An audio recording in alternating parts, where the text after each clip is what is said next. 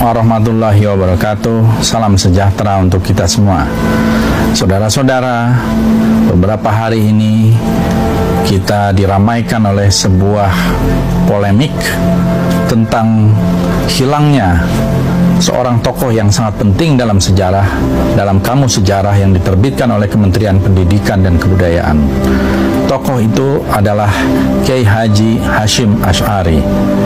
Kiai Haji Hashim Asy'ari, seorang tokoh yang juga telah menjadi pahlawan nasional, pendiri Nahdlatul Ulama, dan penggagas dan yang mengeluarkan resolusi jihad tahun 1945 sehingga menggerakkan arek-arek Surabaya untuk melawan upaya kolonialis baik Inggris maupun Belanda untuk kembali menjajah Indonesia, ternyata tidak ada di dalam kamus sejarah. Hilangnya Kiai Haji Hashim Asy'ari dari kamus sejarah ini adalah sebuah peristiwa yang menurut saya sangat penting, karena kamus ini dibuat, diterbitkan, dan telah ada ISBN-nya oleh Kementerian Pendidikan dan Kebudayaan. Dan tentu saja polemik ini lebih ramai karena justru ada tokoh-tokoh PKI di dalam kamus itu. Ada tokoh PKI seperti Sneflit, Musso, Darsono, Aidit, dan lain-lain. Bagaimana bisa tokoh penting seperti Kiai Haji Hashim Asy'ari tidak dibuat entry-nya di dalam kamus, sementara tokoh-tokoh PKI yang jelas-jelas berkhianat kepada Republik Indonesia dimuat dengan panjang lebar.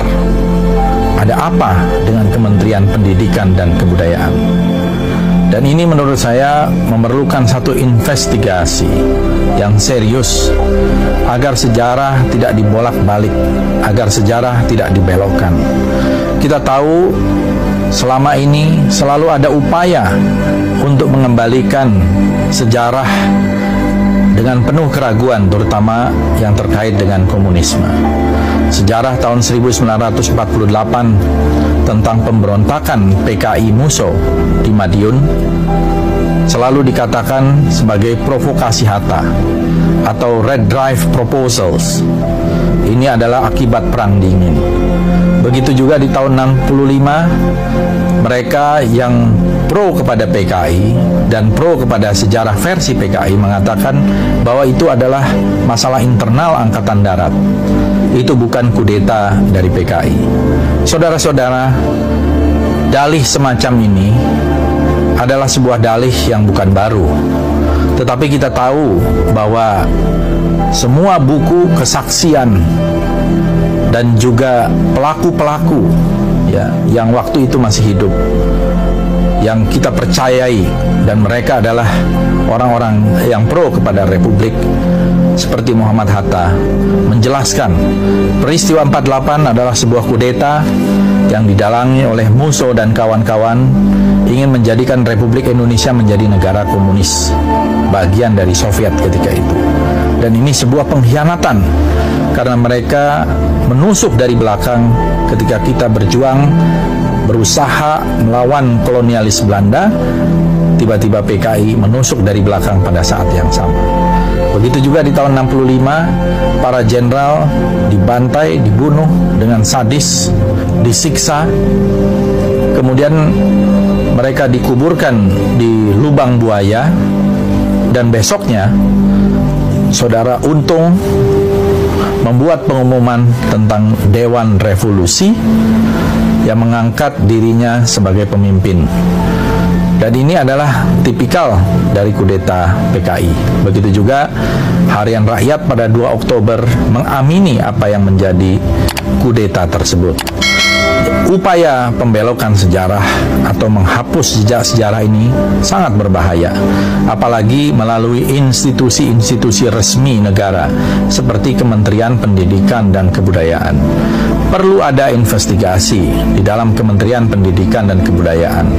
Apakah ada anasir-anasir yang memang pro-komunis, pro sejarah komunis, dan ingin menghapus sejarah itu?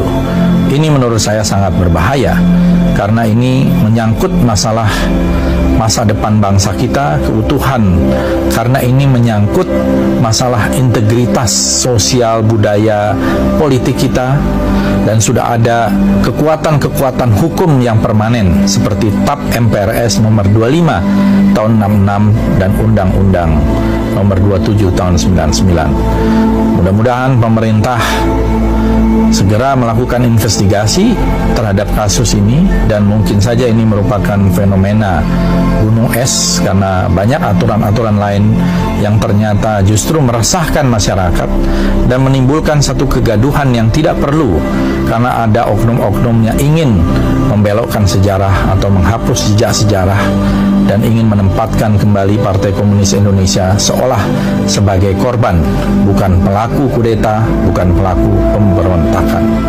Terima kasih. Assalamualaikum warahmatullahi wabarakatuh.